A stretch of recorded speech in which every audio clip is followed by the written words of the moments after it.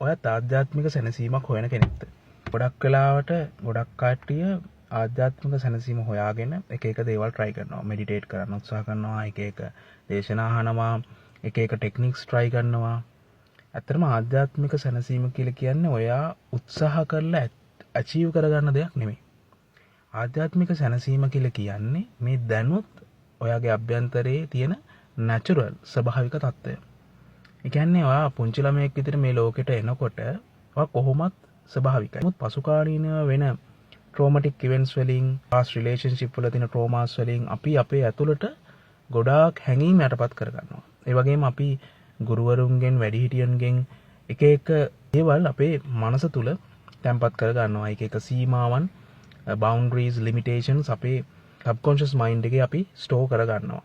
මෙන්න මේ traumas, මෙන්න මේ suppressed emotions, මේ යටපත් වෙලා තියෙන emotions නිසා ඔයාට ඔයාගේ ඇතුලේ තියෙන natural peace එක, මේ ස්වභාවික සැනසීම ඔයාට දැනෙන්නේ නැහැ. මොකද ඒ සැනසීම අර පසු කාලීනව පුතු වෙච්ච දේවල් වලින් වැහිලා ගිහිල්ලා, පසු කාලීනව යටපත් වුණු හැඟීම් වලින් වැහිලා ගිහිල්ලා. එතකොට මේ දැනටමත් ඔයාගේ ඇතුලේ තියෙන මේ ස්වභාවික සැනසීම මතු කරගන්න නම් ඔයා හොඳ සිහියක් ඇති කරගන්න ඕන.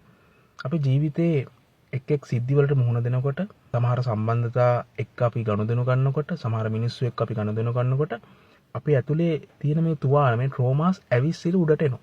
ඒ වෙන්නේ uncomfortable emotions විදියට. ඒ කියන්නේ දැනෙනවට අපහසු emotions විදියට. දුක, වේදනාව, බය, තරහ, guilt, shame, ලැජ්ජාව, වර්ධකාරී හැඟීම, මෙන්න මේ වගේ අපි දැනෙනවට අකමැති, දැනෙනවට අපහසු හැඟීම් විදියට මේව උඩට මතුවෙනවා. ඉතින් ගොඩක් අය මෙන්න මේ හැඟීම් දැනෙනවට අකමැති හින්දා මේ වගේම පැනලා යන්න එක එක ටෙක්නික්ස් පාවිච්චි කරනවා. එක එක දේවල් වලට ඇබ්බැහි වෙනවා.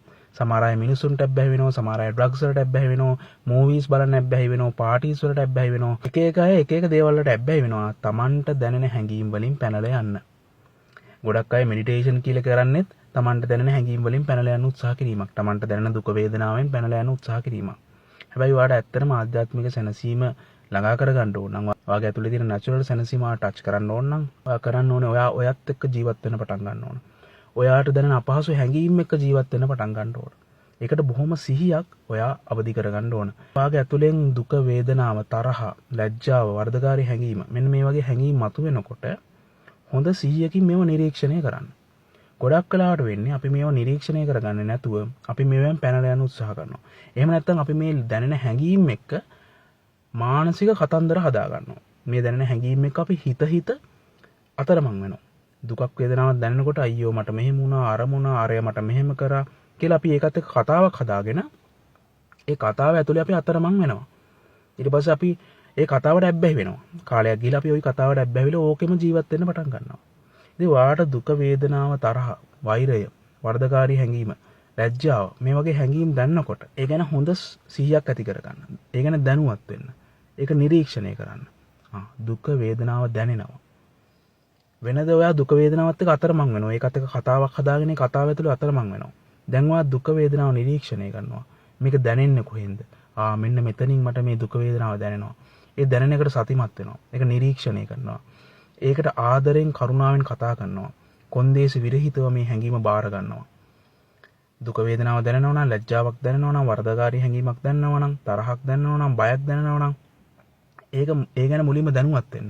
ඒක නිරීක්ෂණය කරන්න. ඊට පස්සේ ඒකට ආදරණීය වෙන්න. කරුණාවන්ත වෙන්න. හරියට පුංචි ළමයෙක්ව ආදරෙන් බැඳ ගන්නවා වගේ මේ දැනෙන හැඟීම ආදරෙන් බැඳ ගන්න. මේ දැනෙන හැඟීමට කරුණාවන්ත වෙන්න. මේ දැනෙන හැඟීම හොඳ සිහියකින් නිරීක්ෂණය කරන්න. මේ දැනෙන හැඟීම කොන්දේසි විරහිතව බාර ගන්න. මේ අපහසු හැඟීමත් එක්ක සිහියෙන් නිරීක්ෂණය කරමින් ආදරෙන්, කරුණාවෙන් ජීවත් වෙන්න පුරුදු වෙන්න. මේ දැනෙන හැඟීම් එක්ක වාඩි වෙලා හිඳින්න පුරුදු වෙන්න.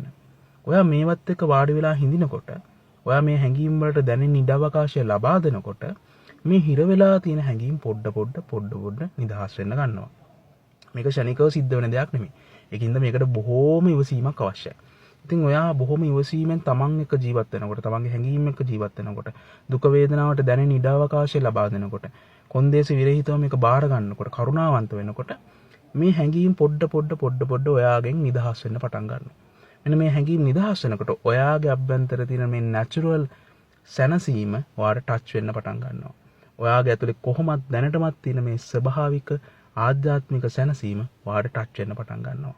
ඉතින් ඔයාට මගේ පර්සනල් සපෝට් එක ඕන නම් මගේ WhatsApp එකට මැසේජ් එකක් දාන්න. අපිට පුළුවන් ඔන්ලයින් සෙෂන් එකකින් සම්බන්ධ වෙන්න.